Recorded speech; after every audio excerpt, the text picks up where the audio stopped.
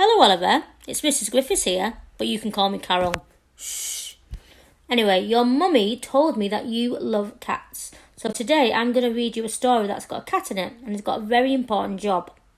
And then I'm going to send you some challenges to go along with it. Okay? Have fun. See you later.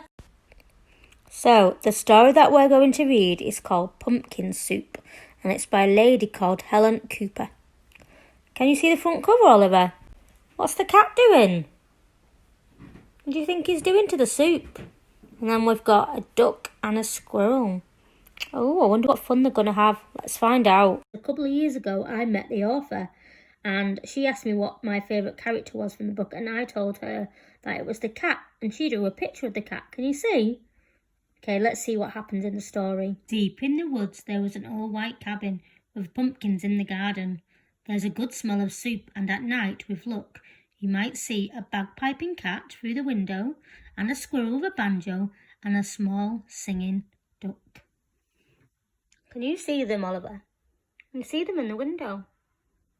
I can. Pumpkin soup, the best you've ever tasted. Made by the cat, who slices up the pumpkin. Made by the squirrel, who stirs in the water. And made by the duck, who scoops up a pipkin of salt and tips it in just enough. There they all are. Can you tell me what they're doing? Looks really yummy, doesn't it?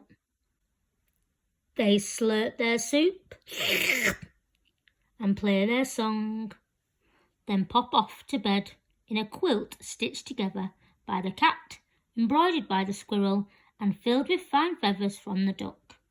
And it's peaceful in the all-white cabin. Everyone has its own job to do.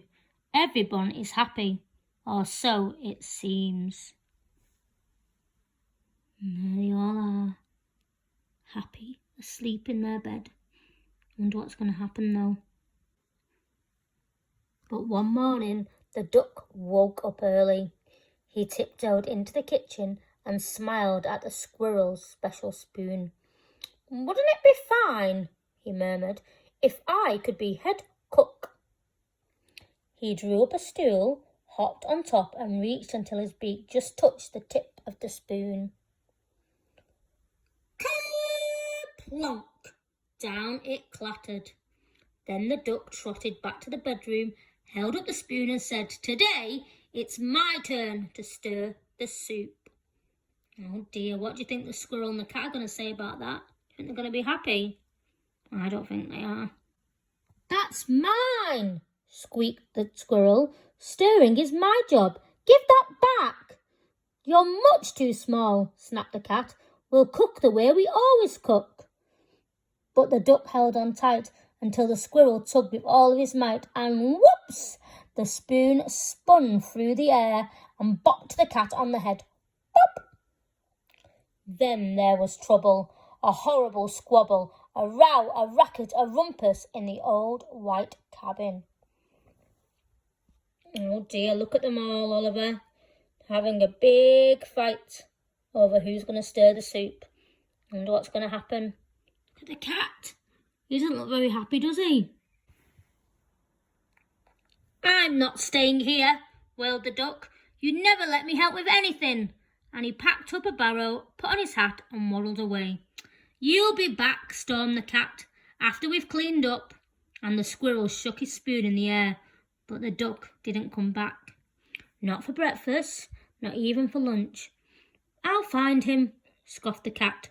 "He'll be hiding outside." And there he is leaving. Can you see him? Wonder where he's going to go. "I bet he's in the pumpkin patch." But the duck was not in the pumpkin patch. They could not find him anywhere. What can you see in the pumpkin patch though? Can you see any creatures? Can you tell us? So they waited all that long afternoon. The cat watched the door. The squirrel paced the floor. "The duck will be sorry when he comes home," they muttered. But the duck didn't come home, not even at soup time. "Oh no, I wonder where he is. I hope he comes back, do you?" Oh no, look at the cat and the squirrel. They don't look very happy, do they? I think the cat's crying, Oliver. Poor kitty. The soup wasn't tasty. They'd made it too salty. They didn't feel hungry anyway. They both sobbed over supper, and their tears dripped into the soup, and that made it even saltier. "We should have let him stir the soup," sniffed the squirrel. "He was only trying to help," wept the cat. "Let's go out and look for him." So they're going to go out now and try and find him, aren't they? I wonder if they find him. The cat and the squirrel were scared as they wandered down the path in the dark, dark woods.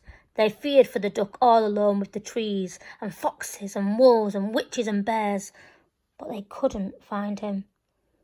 And this is what they're imagining is happening to the duck with the witches and the wolves and the foxes and the bears. Do you think that's where he is, or do you think he's somewhere else? On and on they trotted. They reached the edge of a steep, steep cliff. "Maybe he fell down that," wailed the cat. "Oh no, I hope he hasn't fallen down that."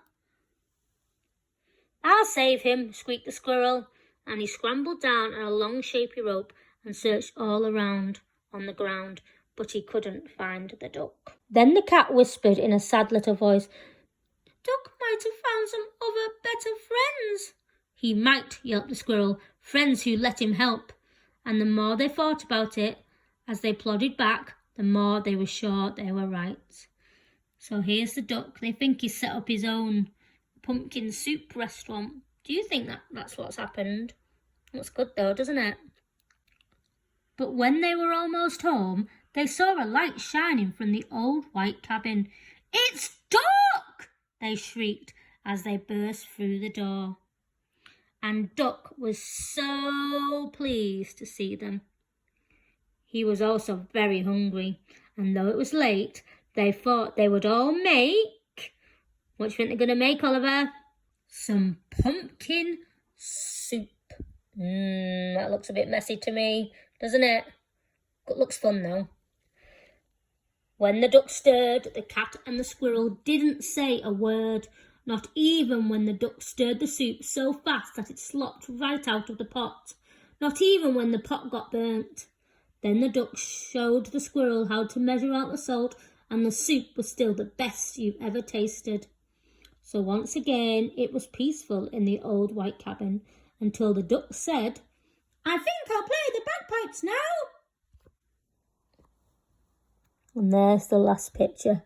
Do you think they're going to let him play the bagpipes? No, I don't think they are either. The end. So Oliver, there's the story of pumpkin soup. Did you like it? What was your favourite part?